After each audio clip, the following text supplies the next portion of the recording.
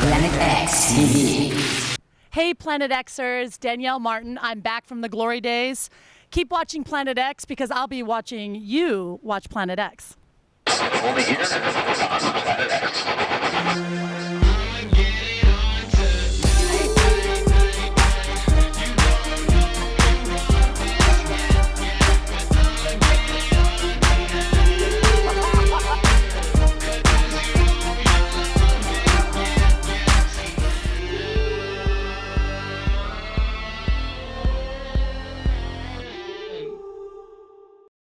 What's happening, Planet X? Gavin Fleming, chilling here at the Inn at Sunset Cliffs in beautiful sunny San Diego. I have my premier Renaissance woman, Danielle Martin. How you doing?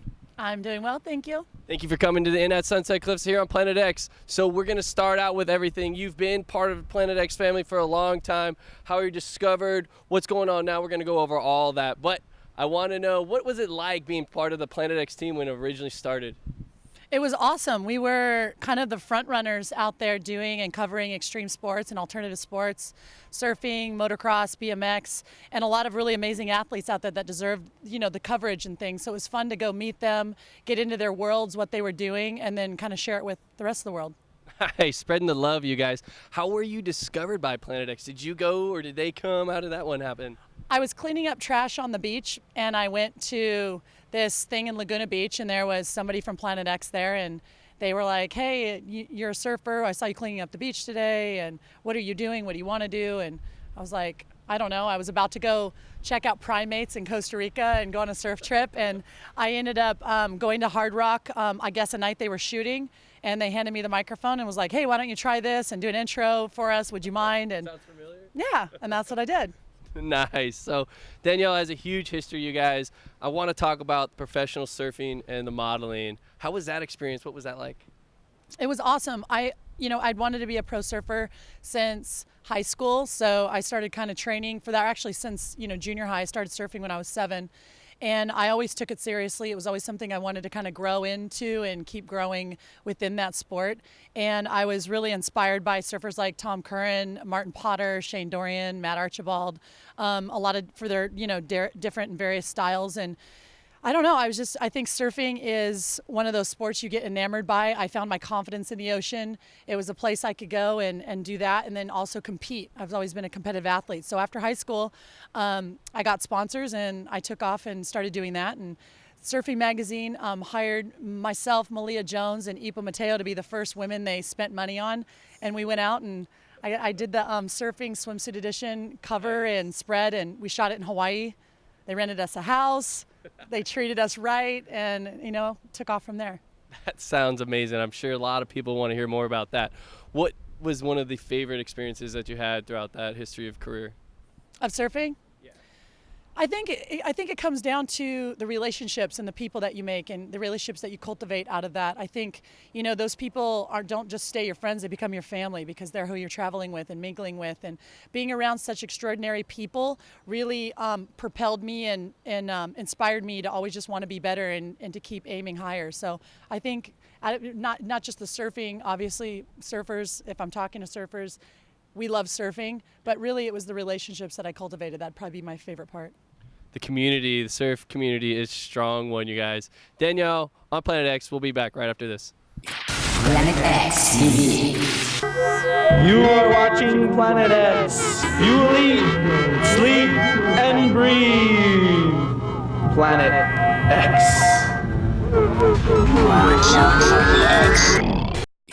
Planet X TV. Planet X, we're back with Danielle, chilling at the Inn at Sunset Cliffs in beautiful San Diego. I'm Gavin. Thanks for being here with me today. Thank you for having me. So we're going to get deep on this one, Danielle. Co-host, longtime Planet X family member, Toby Teal. How was he like? Toby was amazing. He was raw. He was super funny. He had, anybody who comes from kind of a rough childhood and finds their way through, they typically have a really good sense of humor about a lot of things. And for me, that was emblematic of Toby, to have that sense of humor, to have that daredevil vein through him that obviously I relate to. And he was an amazing human being. Any favorite shots with Toby you want to experience with us?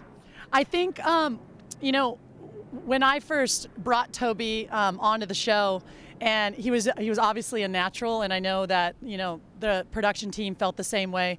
And I remember us doing a shoot at the monster truck event, and that was really fun. We had a blast. I mean, we had a blast on every shoot, and I know our cameraman at the time, Jeff, obviously we ran his temper down, like we ran that wick down real short every single time.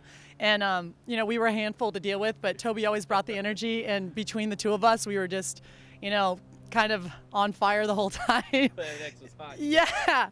And the monster shoot was probably one of my favorites. Cool. Sounds like a wild time. I wish I would have been there. Rest in peace, Toby.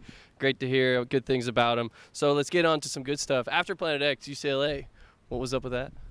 Actually, UCLA happened because of a Planet X shoot. Cool. All through high school, I had a lot of adversity myself through high school, and Planet X was a great place for me to land at the time that I did.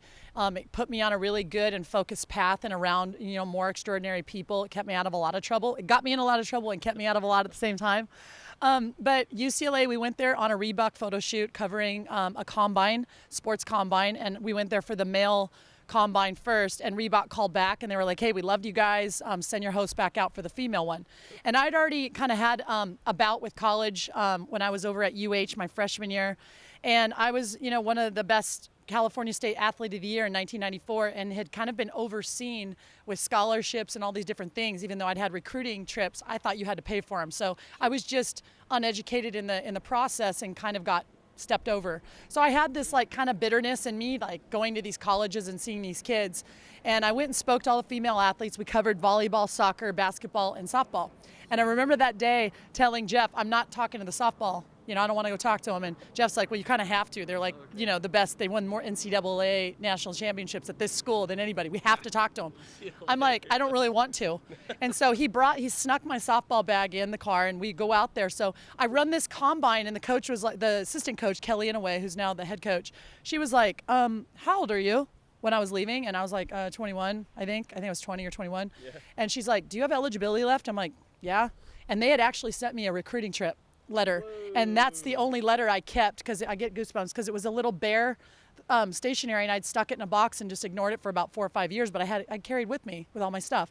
So I get this call from the head coach. They weren't really allowed to engage with you, and so they were talking to Jeff, and she came down to my little league field, saw me play, didn't really talk to me, didn't engage, and she's a surfer, so she was just like, I know of you. Yeah. And next thing you know, they said it's a long shot, but we'd love to have you come here. And I took that long shot as far as I could take it, and ended up graduating from UCLA and playing for the Lady Bruins. And yeah, it was honestly a tremendous experience. That sounds awesome. She did a lot, you guys. If you didn't catch all that, it's more online. It's a lot more detailed. I have read it. It's a super cool story. It's giving me goosebumps.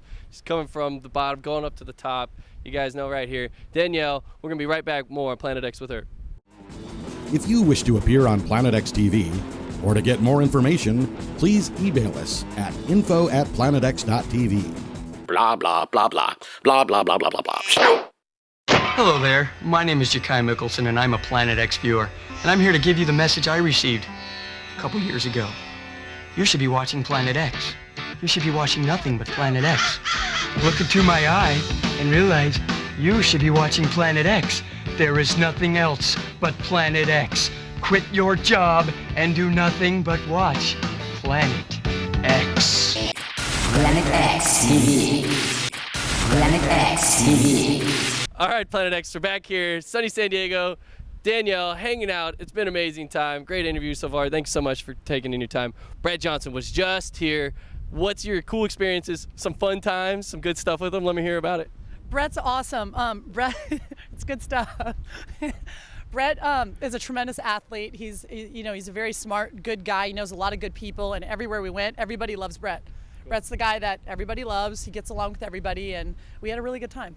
Nice. Brett, you're the man. Hope to see you soon, buddy. So Planet X has been taking a huge step into the ecology, the planet, the involvement on everybody's lifestyles. We want to know your input, and if there's any of our viewers, you have any advice for them to help out this ecology. Well, I think everybody needs to be accountable for themselves and doing their part. And I think a lot of times people are so worried what everybody else is doing and pointing fingers and trying to control everybody else. There's a lot of variables in the world we don't control. And the ones we do is our effort and our attitude. So if we could actually wake up in the morning and be 100% of whatever we are and commit to that and doing our part, no matter what our part may be in our own minds. You have rational and irrational people, you know what I'm saying? So, and whatever your irrational part is in this world, please do it. For the rational people out there, you know what I'm saying and you relate to it. So I'm just one of those people. I try to, I try to influence what I can. I try to really do the right thing, even as hard as doing the right thing is at times. We all have standards, and whatever your standard is, that's on you. If we lowered our expectations and we raised our standards, there in itself would that would make things better. Get to it, you guys. Raise those standards. I'd love to hear that. Thank you. Yeah. Thank you so much. So now let's get into something that's super cool and current, True Boundaries. Yeah. What's that all about? With True Boundaries, introduce us. True Boundaries is something that I came up with because I realized I had none. And, and True Boundaries is about creating boundaries that you yourself know you need. And it's not about what somebody else thinks your boundaries should be. It's what you think your boundaries should be. And that's very difficult thing to sit down in your own skin and, number one, try to be comfortable in it. Number two, really think about things that you can own in situations rather than going through life and pointing fingers at everybody and being the woe is me. It's really about sitting down and figuring out what is best for you and putting your own mask on first, and what's good for you is good for other people. And that's seems easy. It comes out easy. It looks easy on paper, but when you actually sit down and do it, it's very difficult. And not having boundaries gets you in a lot of trouble in life. It's dangerous. It's all those things. So True Boundaries is about creating boundaries that allow you to really live your best life. And when you're living your best life, people around you benefit from that. Perfect. Be held accountable. Realistic boundaries definitely set the tone. Is there anywhere we can find out more about that? Yeah, I have trueboundaries.com. It's a website that I obviously need to update. And I also have the True Boundaries Charitable Foundation that really kind of helps any kids and people that have been involved in violent situations, assaulted, bullying, trying to kind of go up against teen suicide and things like that.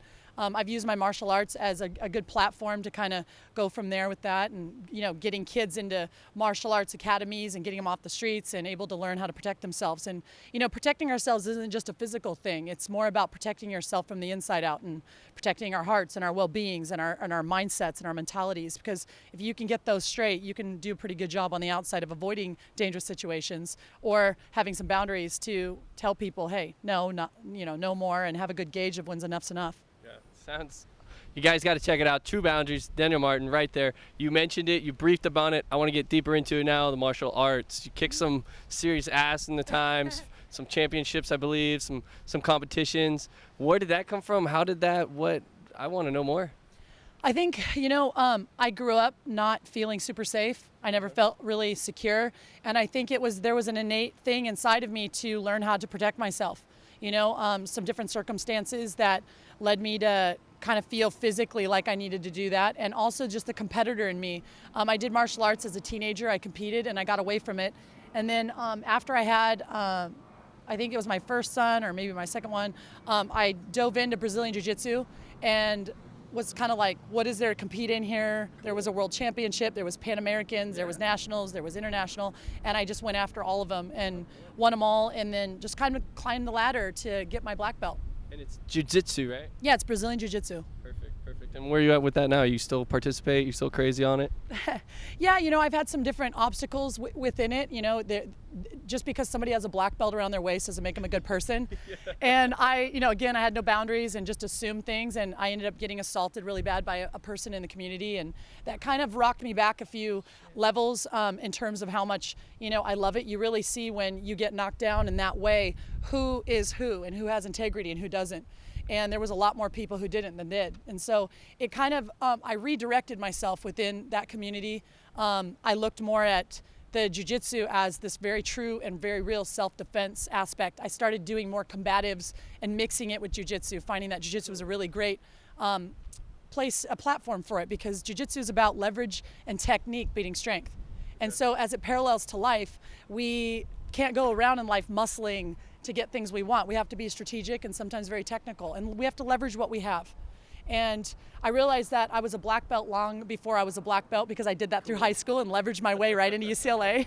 So being a black belt, technically with a black belt around my waist, I realized number one, the more I knew, the more I realized I didn't know, you know what. I realized I was just scratching the surface on what I could know, what I could learn, and it was a very humbling experience. And I just try to go and really spread that. I try to encourage people to get out and do something, get out of their comfort zone, and learn to be comfortably uncomfortable. Okay. Okay, perfect. Really, really going outside the boundaries on that one, I would say, with the true boundaries. The boundaries and the standards are set very high. I love to hear that. That's awesome. Yeah. So being through all of that experience, the crazy lifestyle sounds like you've had with the previous hosts and the Planet X and whatnot, what are you doing today? What's current? What's up? Well, I'm doing mindset and mental skills coaching for professional athletes, executives, and people that are 1%ers, and trying to help them become the 1% of the 1%. And using that fighter mentality, kind of the nurturing mentality, the athletic mentality, and kind of blending them all together. I've come up with a really great formula in helping people write their blueprint or their greatness equation, and helping them kind of, when they're already extraordinary, how to get even further into that and really maximize personally and professionally. So for me, it's about progress and results. Results, they get us paid. Progress, we got to be happy people too. You know, because people get lost in work, lost in being a professional, and you see a lot of them, they'll have all this money, or they reach their goal and they're not even happy people, or their families are failing, or the things that really matter most. So progress and results are my goals. I'm still doing and teaching jiu-jitsu. I was up in LA teaching some celebrities, and you know, for them that was a really great healer, keeping them out of trouble, sometimes even getting them into trouble. No, but yeah, I'm always a surfer first. I'm a martial artist, but my number one job is being a mom to my 2 boys. Love it. Yeah. I love it. How old are the boys? 16 and 12. Whoa, you are a busy woman. Awesome. Can we get any secret names? Bryce and Brody, I'm really proud of them. You know, they've had some adversity as well. They just have me, so they just have me. That's some adversity. My son's being recruited by some D1 schools right now in baseball. He's just a junior, and he's got, you know, straight A's. My little one's playing ball, surfing. They both surf. They both drop in on all my waves. So careful when you think you want your kids out surfing with you. Come watch a session with me and my kids, and you might think twice. They're aggressive on the wave, huh? Oh my gosh, yes. I love it. Mom, they'll yell, Mom, why'd you cut me off? And then like everybody looks at me like I'm the jerk in the water. I'm like, really? Oh man. Don't call me Mom, I don't know you. Yeah. That's a funny one. Yeah. That's a funny one. Well, being the face of Planet X, being somewhat of the newer face of Planet X, any tips for me? Yeah, just keep it real. Keep it real. Yeah. I love it. Don't try to be something you're not. Be authentic. Authentic is what people want to see. Perfect. I love it. Yeah. Thank you for the advice. Planet X, that is Danielle. Thank you so much. It's been great.